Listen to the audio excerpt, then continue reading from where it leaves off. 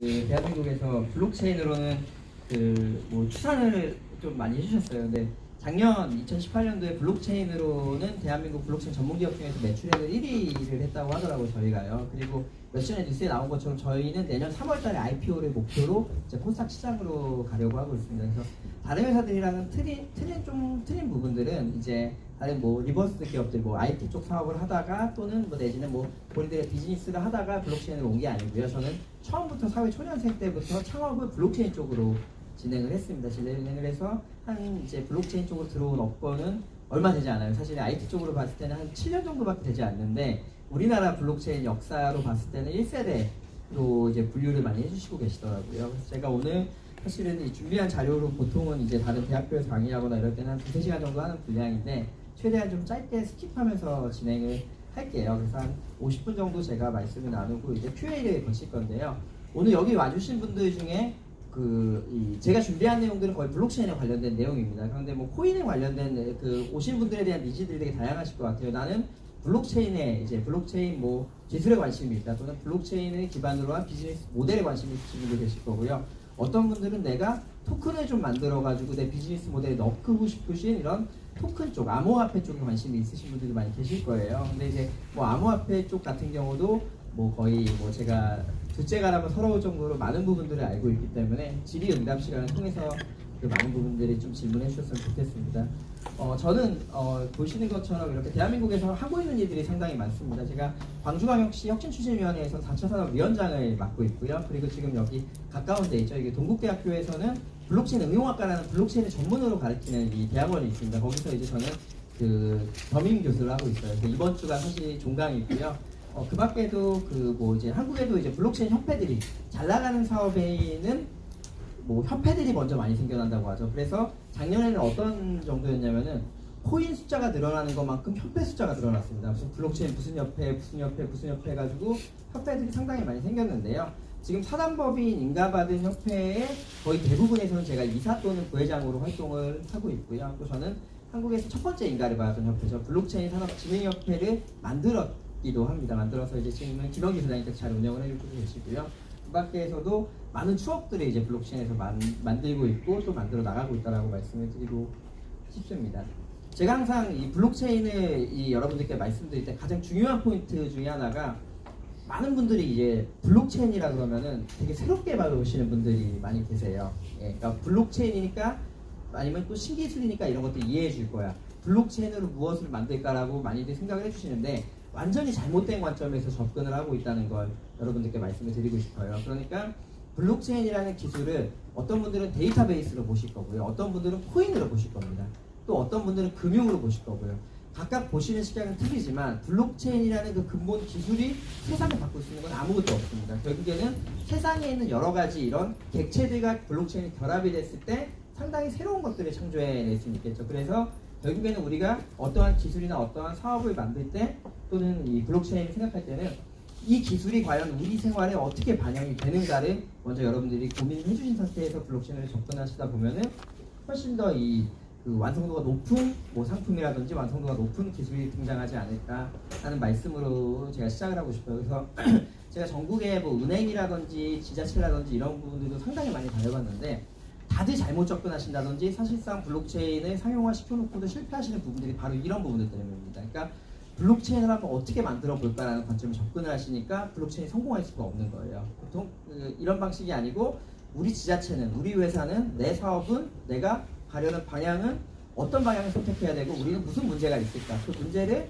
블록체인이라는 기술을 적용해서 한번 솔루션을 도출해낼 수 있을까라는 쪽에서 접근하시면 훨씬 더 성공 가능성이 높으실 겁니다. 저희 회사는 이제 하이콘이라는 메인넷을 가지고 있고요. 글로스퍼라는 회사를 운영하고 있습니다. 그래서 글로스퍼는 뒤에서 조금 더 설명드리겠지만 되게 객관적인 관점에서 블록체인을 오히려 바라보기를 저희는 원하고 있습니다. 그래서 지자체 같은데 저희가 이제 매일 가요. 저희 영업팀이 거의 1년에 한 20만 킬로를 넘게 뛰거든요. 전국을 돌아다니고 있습니다. 그런데 그 와중에도 오히려 지자체에서 이제 저희 쪽으로 우리 블록체인에 도입시키고 싶어요. 그러면 저희는 블록체인을 전부 다 내려놓으라고 말씀드립니다. 블록체인은 지금부터 한 단어도 꺼내시면 안 된다고 말씀을 드리고, 이제 그 지자체가 가지고 있는 문제가 무엇인지, 지금 지자체가 하려는 방향이 무엇인지를 컨설팅을 해 나가다 보니까 성공적인 사업들을 상당히 많이 수행하게 됐고요. 이제 그 사업에 대한 저희가 거치면서 이런 그 노하우들이나 아니면 블록체인의 지금 현재 시점, 전 세계에서 대한민국을 바라보는 관점 등에 대해서 말씀을 드리도록 하겠습니다. 지금 자료가 좀 잘못된 것 같고요.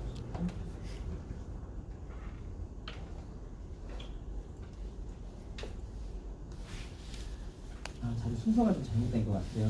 잠깐만요.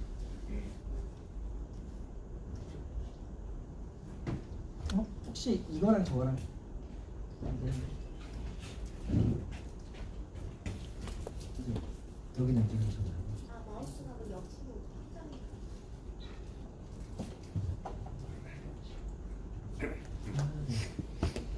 제가 순서를 달리 갖고 왔네요. 예. 네, 여기서부터 제가 다시 시작하고 다시 뒤에 나와야 될 부분이 앞에 나왔어요. 그래서 대한민국 보통 이제 뉴스나 언론에 보시면은 대한민국 블록체인 산업이 많이 도태되어 있다. 예, 대한민국 블록체인은 되게 좁은 카테고리로 간다는 그 언론 기사들 많이 보셨을 거예요. 그래서 우리나라가 블록체인이 벌써 밀리는 게 아닌가 하는데 사실은 블록체인 생태계는 상당히 많이 구성이 되어 있습니다. 지금 보시는 대로 뭐 게임 분야, 지불 결제, 뭐 블록체인 분야, 뭐 신용평가라든지 아니면 뭐 음악 저작권, 그리고 언론, 미디어, 그리고 뭐 데이터 좀 인공지능이나 빅데이터 등의 이런 여러 가지 산업들에 이미 대한민국 블록체인 카테고리가 상당히 많이 발전되어 있습니다. 이 부분을 봤을 때는 외국에 비해서 대한민국도 블록체인 산업의 뭐 카테고리나 산업의 이런 그 뎁스가 그렇게 낮지 않다는 걸 여러분들이 아시면 좋을 것 같습니다. 그래서 이제 블록체인이 왜 필요한가? 예, 블록체인이 왜 필요한가를 이제 그 쉽게 설명드리기 위해서 제가 항상 강연 때 쓰는 자료 중에 하나입니다. 자료 중에 하나인데 결국에는 기존에 우리 센트럴라이징된 권력들 아니면은 뭐 정부다 아니면은 이런 이 심판 역할을 하는 사람들이 그 되게 투명하게 역할을 하고 요즘 되게 시스템 부정부패를 관리할 수 있는 청년 시스템도 잘 돼 있을 텐데 굳이 블록체인이 필요한 이유가 뭘까라는 그런 관점에서 보신다면은 이 아마 설문조사가 이 답이 되지 않을까 말씀을 드리고 싶어요. 그러니까 트롤리 딜레마라고 미국의 한 나라시의 한 장소에서 동일한 사람들을 대상으로 설문조사를 하게 됩니다. 설문조사를 하게 되는데 어떠한 설문조사냐면요 바로 이겁니다. 지금 이쪽에 기차는 달려오고 있어요. 좌측부터 보시면은요 기차는 달려오고 있고 그대로 달려오게 되면 5명의 사상자가 발생을 할 겁니다. 열차의 추돌을 해서요. 그리고 여러분들은 여기서 선택의 권한을 가지실 수가 있어요. 어떤 선택의 권한이냐면요 이쪽에 보시면 지금 이 레버를 잡고 계신 분들이 여러분이라고 생각하시면 될 것 같아요. 그리고 여러분들은 기차가 쭉 달려오는데 어떤 선택의 기회를 갖고 계시냐면요 레버를 당기시게 되면은 열차의 선로를 변경하실 수가 있습니다. 열차의 선로를 변경하셔서 5명이 희생되는 걸 1명의 희생으로 이 사고를 마무리 지으실 수가 있어요. 이렇게 설문조사했을 때 당신의 선택은이라고 물었을 때 80%의 사람들이 나는 이 레버를 당기겠다. 레버를 당겨서 5명이 아니고 1명의 희생으로 이 사고를 마무리 짓는 게 정의롭다고 생각한다. 도덕적이고 윤리적이라고 생각한다라고 했습니다. 그리고 동일한 사람들을 대상으로 바로 다음 설문조사를 이어가게 돼요. 이번 설문조사는 상황은 동일합니다.